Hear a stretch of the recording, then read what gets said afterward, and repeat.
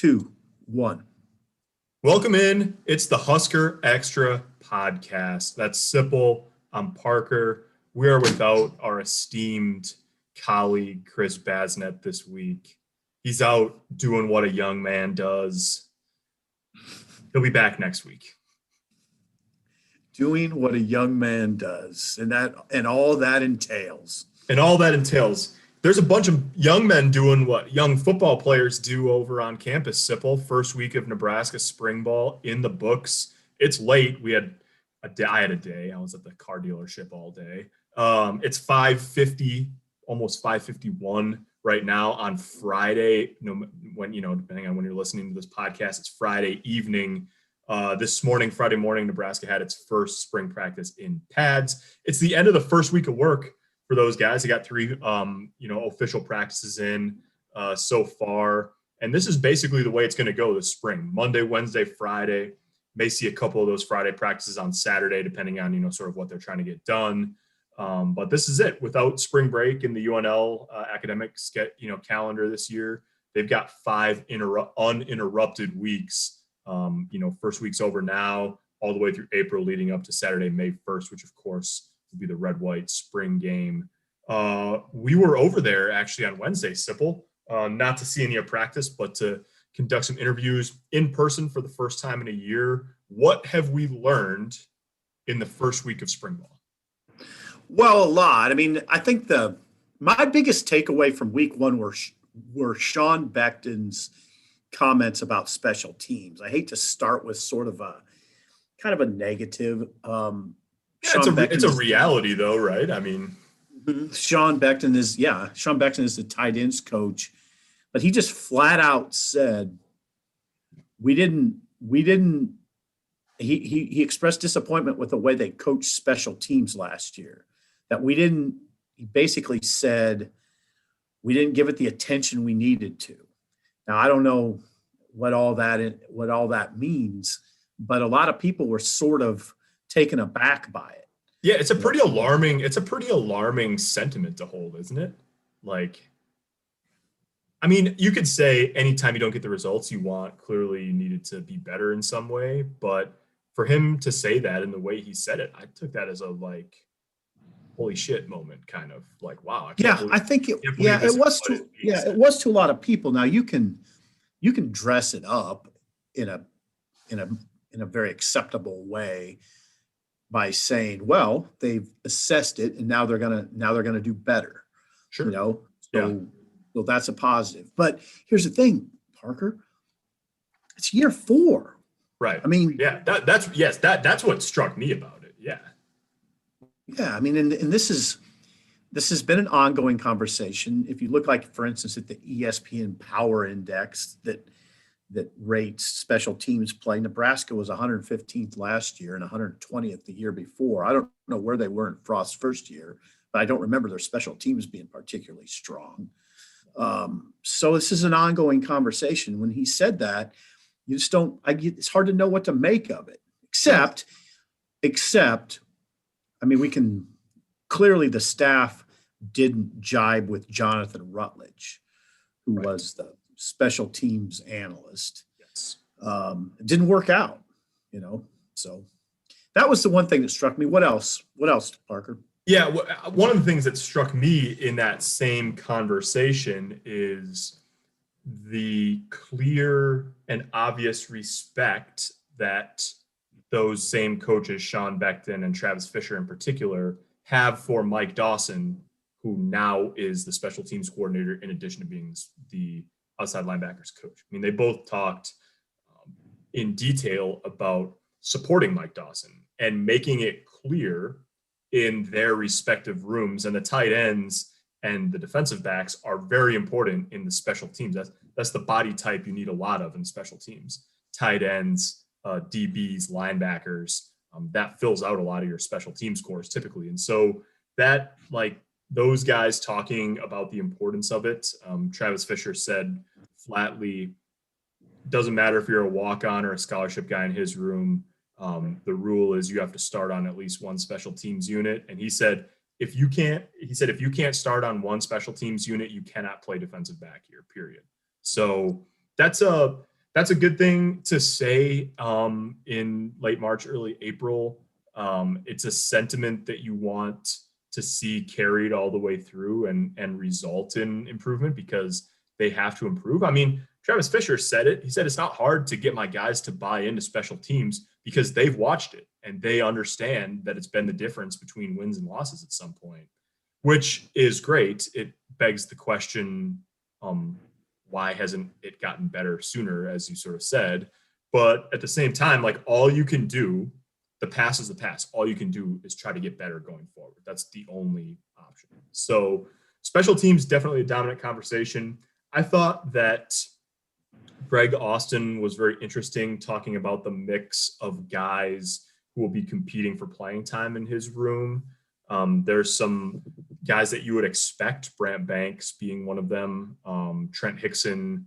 I've sort of had this thought that Trent Hickson's going to be an important guy in that group, and Greg Austin said as much. Right now he's the number 2 center, and he's competing for a guard job. So he's going to be a swing. He can play all 3 inside.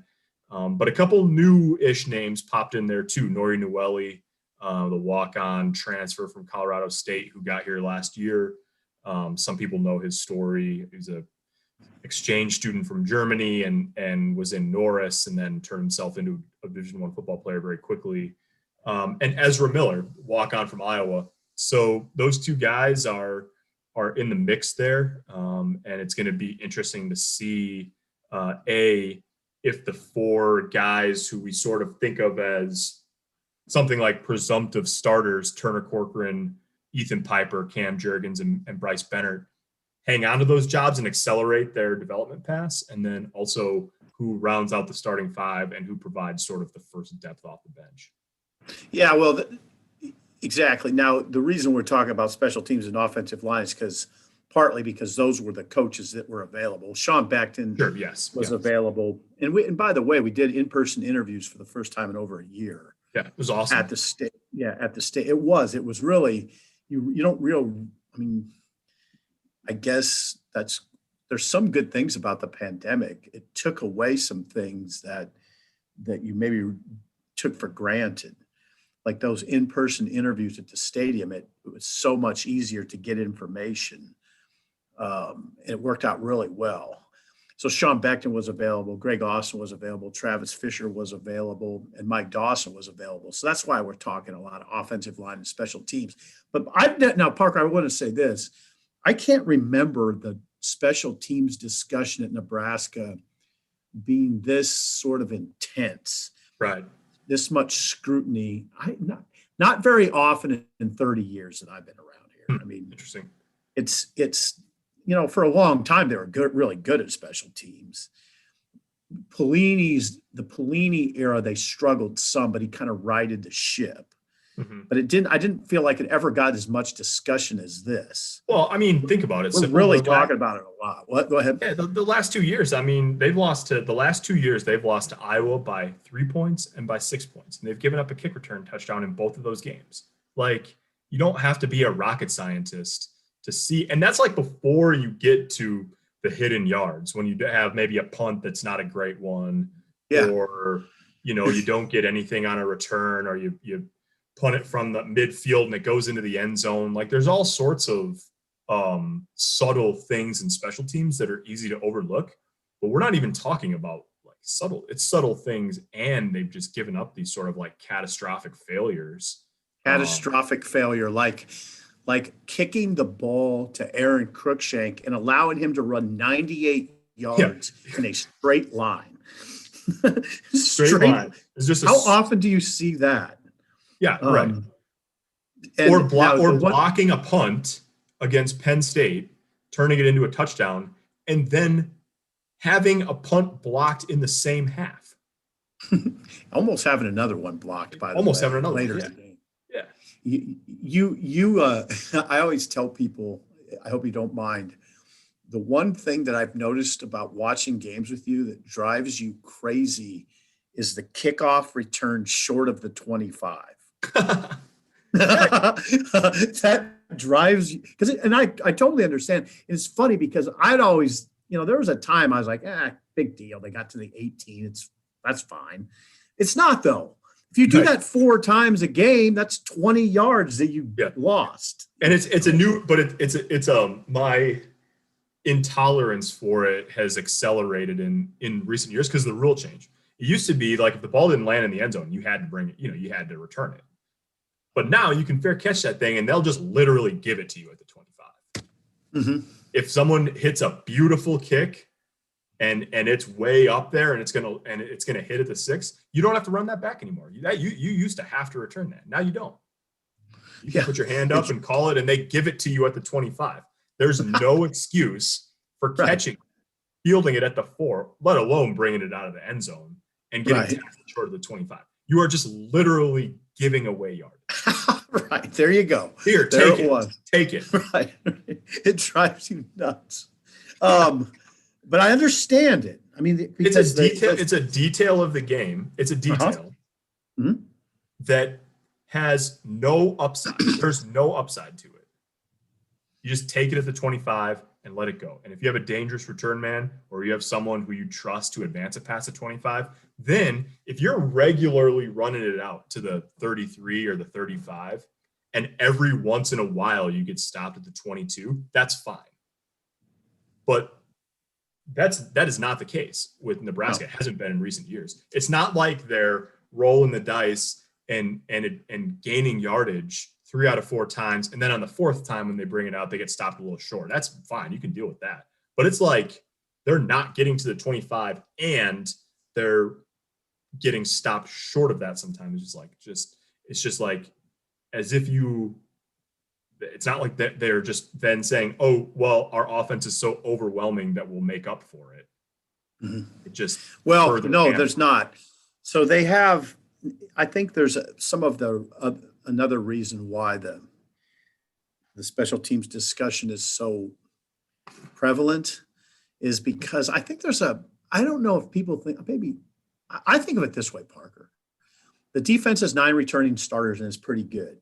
Yeah. If you can get the special teams going at a reasonably high level, the schedule is rough. You have 3 of the first 4 games on the road as it is now. Maybe if you're playing good defense and good special teams, it gives some new guys on that offense a chance to kind of work their way in and get things right, find a groove. And then everything maybe starts clicking in all 3 phases, we haven't seen that at all. But I think the defense and special teams could give a guy like Samori Toure and Marquise Stepp time to kind of find their footing. Right. And, we've seen, like we saw with Dedrick Mills, he needed time. Mm-hmm. Now, maybe Marquise Stepp won't, but I mean, I don't know if those guys will be ready just to come in off the jump and run for 100 yards and catch 7 passes for 120. I don't know. Right. We'll see. I didn't plan on spending the first 15 minutes of this podcast talking about special teams, but I have another thought on it.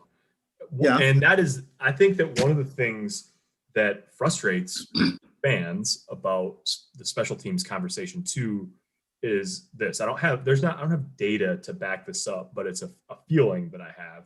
And Mike Dawson was sort of like picking at it a little bit on Wednesday when he talked. And he said the thing that he learned from Dave Phipp, who ran special teams for the Philadelphia Eagles for a long time, is that special teams by and large is about technique and detail. Fundamentals.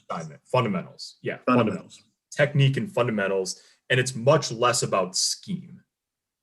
And that sort of, it hit on something that I've thought for a long time, which is that when you think about teams that are good in special teams, they almost always, not always, sometimes you have a return man who's so dynamic or a kicker who's so good or whatever that you can cover up some warts.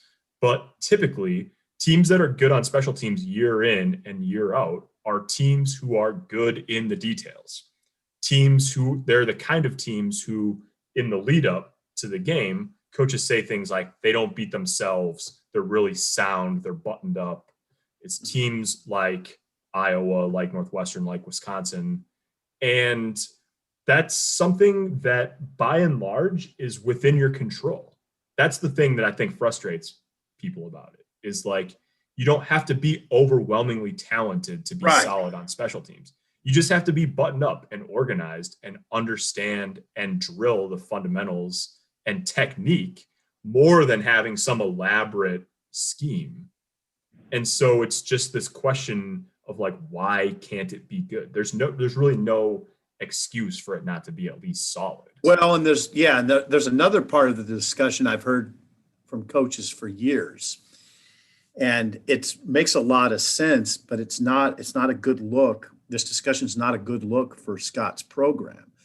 That in any organization, be it a football program or the Journal Star or Casey's General Store or whatever, if you're looking at the culture, you're looking at how are the workers doing the little things all the time? Are the employees that aren't real high profile, are they happy and productive? Are they working at a high level? That's where you assess a business, to see that, not necessarily at the top, it's look at a few layers down. Right. And if that's working at a high level, then your business is probably pretty good. And that's a little bit damning for Nebraska football right now. And it's disappointing. I think it's disappointing to a lot of people. And even if they don't think about it like exactly like that, I think they sort of get that, right. know? And then the other thing, Sam McCune pointed out something in the World Herald I thought was really interesting. It makes a lot of sense. Nebraska has 155 players, which I don't think there's many programs in the country that have that many players. Maybe none. No, it's one of the biggest. If it's not the biggest roster, it's one of the biggest. Yeah. So you can't find out of those 155 a bunch of guys that want to be killers on special teams. So that's why I think this discussion has sort of ramped up, because people realize that. Now Scott Parker has had a chance to build the walk-on program. Right. There's literally no excuse now not to have good special teams unless it's not being coached well. And that winds back to what Sean Beckton said. It's on us. Sean Beckton said the words, it is on us. It's not on the kids. Yeah. They have the guys. It's on the it's on the coaching. That's why we're really looking at it now. Yeah, and there's it can get better. Special teams is an area that can get better quickly too. I think that's another reason why it's interesting, especially with Mike Dawson, who has a good reputation in the department, sort of taking over that now. It's not like it was all doom and gloom week one. The first week of spring is typically it's a pretty it's a pretty hopeful time and optimistic time for programs, in large part because you're getting work in, you're back on the field, you've had some time off, and the season's a long way away and all that. So there's some things that will just be interesting to watch going forward. I think back to Monday, Matt Lubick talking and Scott Frost talking about Samori Toure operating maybe primarily out of the slot as a 6'3" guy. Think about,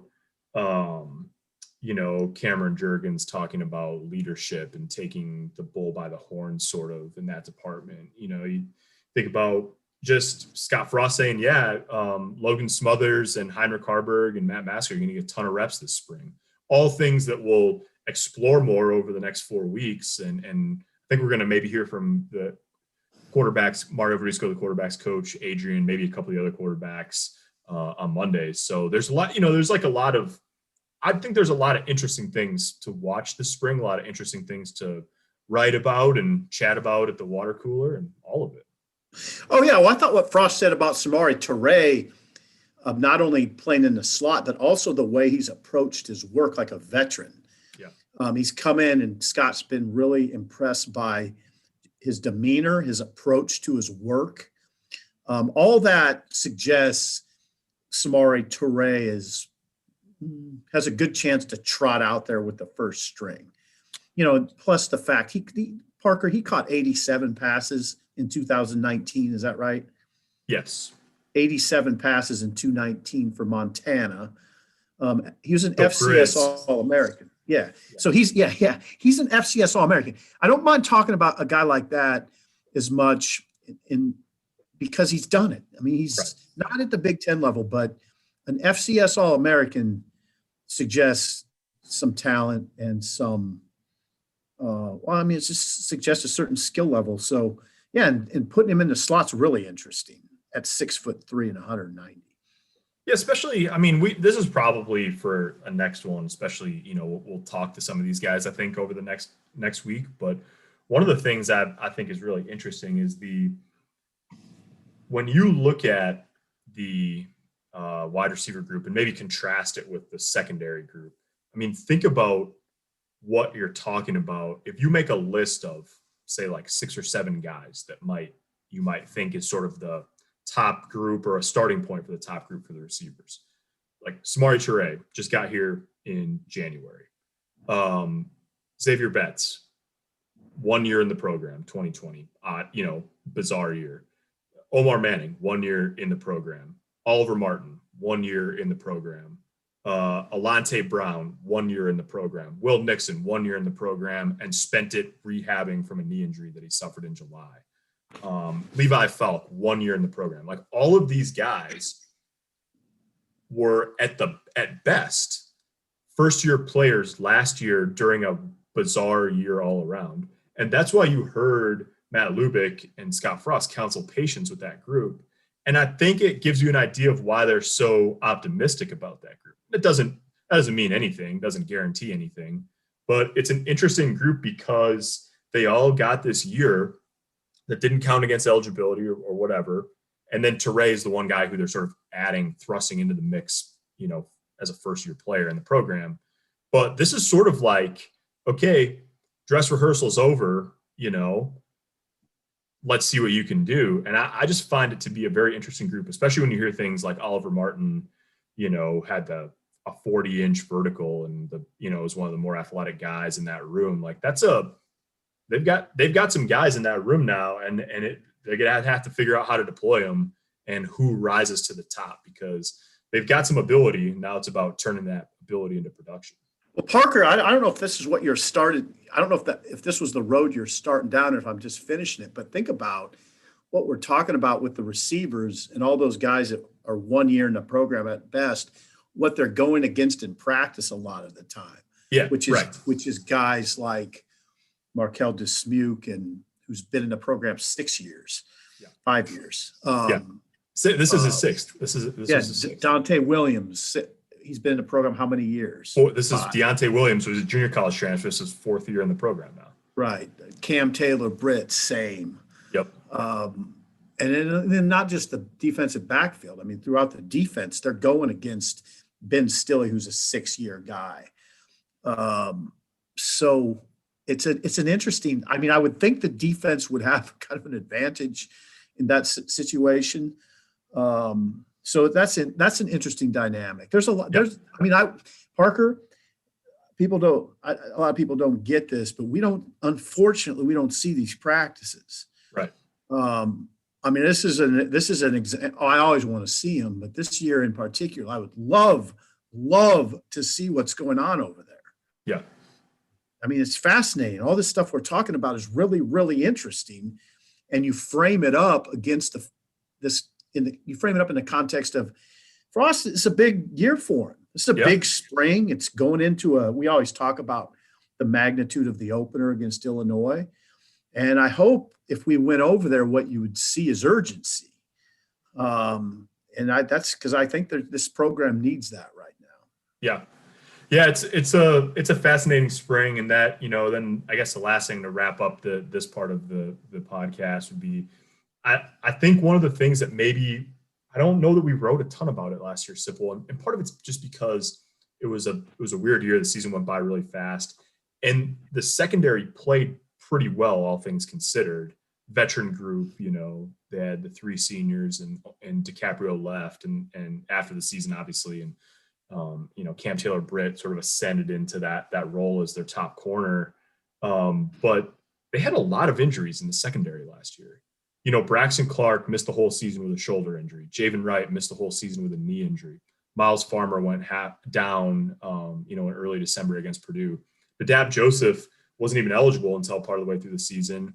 started to get some work on special teams and then got hurt against Purdue. I mean, Noah Pola Gates has been sort of oft injured through his career and was dealt with stuff last year. And so you have all these guys who now suddenly, not all of them are 100%, turned all the way loose in spring this year as they're coming back from injuries. But for a group that has on paper just the one job open, a cornerback spot opposite Cam Taylor-Britt, there's a lot of guys who are sort of knocking on the door in that room.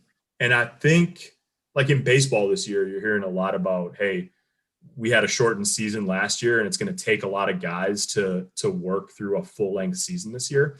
I think you're going to hear similar things in the secondary. It might be better for Deontay Williams and Markel Dismuke if they're not asked to play 1,000 snaps in 2021, every Maybe. snap. Oh, no. Yeah, I mean, I think if you're Frost and the defensive staff, you have to think about the future too. I mean, Yeah. you're going to lose a lot of firepower off that defense, including in the secondary. And you got to a certain extent, get guys ready. Right. I think. I mean, there's a balance. That's a tricky conversation. But yeah, you can't afford to have a huge drop off, for two Right. series when you're playing against Iowa. But you also, he talked about Eric Schnatter talked on Monday about, JoJo Doman held up fine playing every snap and special teams over an 8-game season. But are we doing right by him if we ask him to do that for 12 or 13 games? That's who can find that role, who can get to in Travis Fisher's ear and say, hey, look, I've shown it. You've got to put me on the field. I've earned it. That's going to be an interesting conversation back in that second. Yep. Yeah. Well, here's the other thing though. You can't have a huge drop off from year 4 to year 5 either. I mean, so that Parker, that job of head coach is a complicated one. Yep, it is. Among the head coach's job, some head coaches do it more than others. Scott Frost, pretty involved in it, is recruiting. Should we talk about recruiting for a couple minutes? Yeah, well, they had 2 significant bits of news in the last 2 days, so yes. Yeah. Yesterday, Thursday, Nebraska landed just as far, like from Parker's perspective, just a clear out of the blue commitment, bolt from the heavens commitment from wide receiver named Victor Jones Jr. But Victor. He was not a surprise to the coaching staff. He's from Orlando, Nebraska. Scott Frost has known who he is, and Sean Beckton's known who he is since he was in middle school. Olympia High, he's a receiver, 6'2". He has verified track times, sub 11 in the 100 meters and 22 flat in the 200. I mean, this kid that can really run, and he's 6'2", average 19 yards a catch as a junior. He's a guy that Nebraska's thought highly of for a long time, just not really on like the recruiting scene very much. And so I had literally no idea who he was. Well, yeah, he's got you talking in the third person, so he must be fairly good. Exactly. See, that's how surprising Victor Jones Jr.'s commitment was. Yeah, it was interesting that way. It happens, as you alluded to it, I think in your 3 takeaways. During the pandemic, it's happening a little more. Some of those commitments kind of come from nowhere-ish, right? Yeah, and I named a couple of them in the story. Patrick Payton was like that, and then obviously he ended up decommitting and going to Florida State. And Gabe Ervin was like that. Like, I knew that they were recruiting Gabe Ervin, so at least that it was a little bit different in that way. But one day I was like scrolling through Twitter, and it was like Gabe Ervin's announcing his commitment in 3 minutes. Watch the video, and I was like, I think Nebraska might be recruiting this guy. Maybe I should just take a couple minutes and watch this. And then he put on a Nebraska hat, and I was like, "Whoa!" I didn't know that. I didn't know that. I was in California. I was up at my fiance's parents' house and sitting in the backyard scrolling through. I was like, "Oh, Gabe Ervin's. That's weird." What time of year was this? What time of year was it? So it was like June last year. Oh, I was probably on the hog. I was probably riding around. And then his teammate. Then it was like his teammate Malik Williams. I talked to Malik Williams the next day. And he's like, "Yeah, I'll probably commit in a couple weeks." It's like, "Oh, okay." So that one, at least I was on, but no, Well, Victor Jones, Victor Jones was being recruited by people, West right. Virginia. Who else? West Virginia. Who else in the Big Ten? Central Florida. There's a couple Big Ten teams involved. Louisville. Yeah. Louisville. Yeah. So I thought, you know what it reminded me of, Sipple, was it reminded me of when Sean Hardy, the receiver from Georgia, committed last year. Because it was like, upon talking to Sean Hardy, just like upon talking to Victor Jones, very clear that this was not just like, I need to secure my spot, so I'm going to commit. I mean, this guy knows a lot about Nebraska. He's known the coaching staff for a long time. Sean Beckton has ties to the head coach at Olympia, Victor Jones's head coach, Travis Gabriel. They've known each other for a long time. I think he coached his brother or something like that at UCF. So this is a guy who has known Nebraska. Nebraska's known him for a long time. They really like him. They think he's going to be a big play threat as a receiver. And he's just another now in a long and growing line of big receivers, the type of receivers that you like, Simple, that would have you talking in the third person about, being well, 6'2" or 6'3", long arms, that kind of guy. Right. Listen, I have nothing against a dude like Wan'Dale Robinson. You know that. I was a big Wan'Dale fan. But in this league and just over the years, I've noticed teams come in here going back to the Solich era. I would see teams like Texas, even Kansas State, Parker, would come in and in warmups, you'd see these receivers that are all 6'2", 6'3", 6'4" thoroughbreds. And then you look at Nebraska and they didn't have them. Right. And I think, and I do think Frost came into this situation, saw the Big Ten and realized we gotta look like those teams. Yeah. And I've always thought catch radius was big too. And I think at 5'8", 5'9", there's a lot of routes you just get lost. And if you're streaking down the field at 6'3", you're just less apt to get lost. Yeah. It's not anything. I don't have anything against smaller receivers. I watch Tyreek Hill. I know what guys like that are capable of, but I just think you need to fill your roster with. Nebraska got to a point where it was too small at receiver. Yeah. Parker, during the games, I'd have guys texting me and saying, "Simple, what's the deal? Why are they so small at the receiver position?" Yeah. Anyway, Victor Jones is big in that conversation, and so is the kid from Pierce. Yeah. So speaking of catch radius, Ben Brahmer becomes the first commit in the 2023 class this afternoon, Friday afternoon.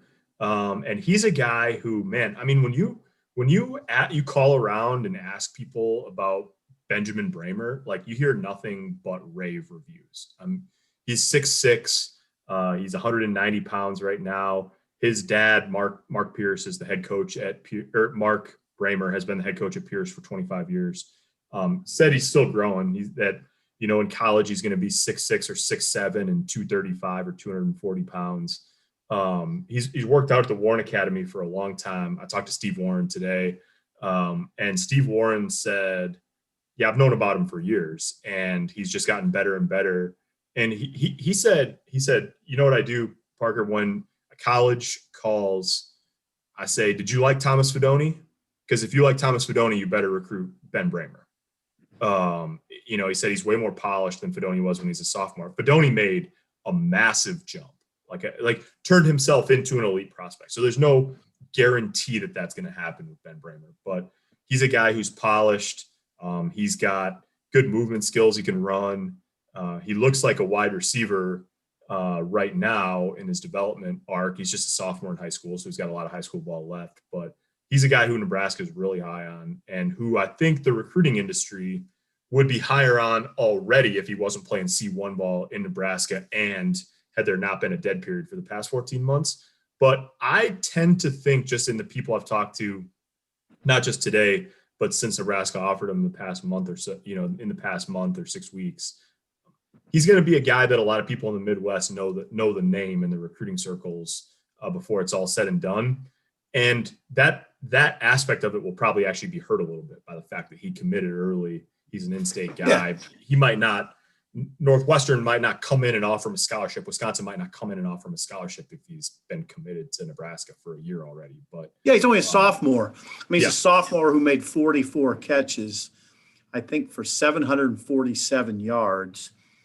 And this was, it was the state. He was playing on a state championship team. The team beat Adams Central. The other thing, Parker, that people that have followed the program will be interested in is that he's the first scholarship recruit from Pierce since Matt Herring, which you had in your story. Herring was a great player. Yeah. I mean, Parker, the guy would have fit any era, would have fit here beautifully. He was one of the best tight ends to ever play here. You know what? This kid kind of, I'm not going to put it on him, but this kid evokes images of Matt Herring, because Matt Herring was a tight end who was a big time deep threat because he could run. Yeah. And he caught a lot of deep passes at a time when Nebraska didn't throw them very often. Yep. But Matt Herring is a Pierce legend. I mean, he's a legend in Pierce. Yep. So it's really, from that standpoint, this is pretty interesting. Yeah. They got another 6'5" guy that can stretch the field from Pierce that will evoke images of Matt Herring. Yep. And obviously he's the first guy in the boat for the 2023 class. Yeah. And so he'll be probably around a lot as camps get going and all of that. He'll be a guy that'll be a leader in that class. And Nebraska's already got 3 scholarship offers out in the 2023 class in state. Brahmer, who obviously is committed now. Maverick Noonan, another legacy player from Elkhorn South.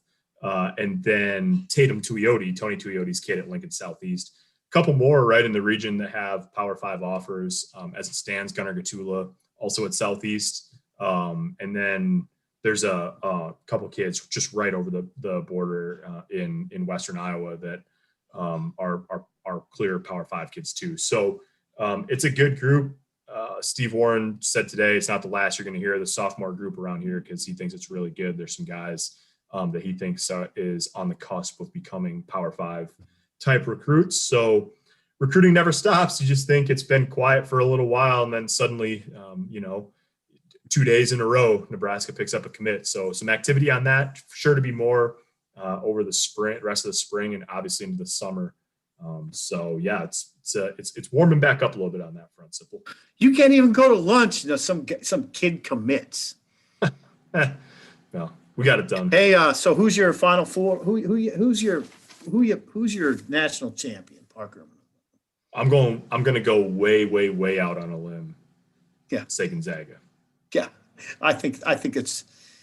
I mean, I don't know how many experts would try to dissuade you on that.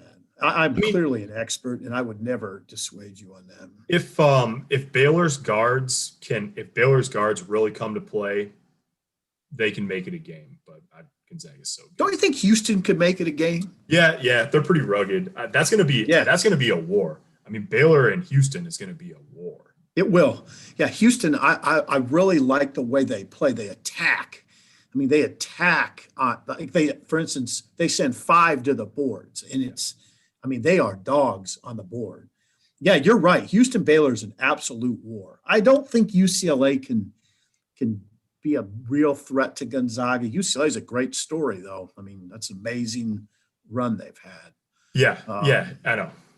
All right, you got lunch or dinner to eat. So you should eat dinner too at some point. It's healthy for you. Yeah. Well, yeah, it's time. I'll go for a little hog ride and then have some barbecue. Man, pork all around. Sounds good.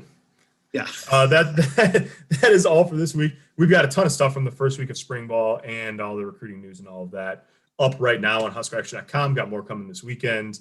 And then we're back to it with week 2 of spring ball next week. Monday and Wednesday we'll be over there doing interviews, and we'll have content all week. So check HuskerAction.com. Consider subscribing. You can get 12 months of full digital access to the Journal Star for $29.99 right now.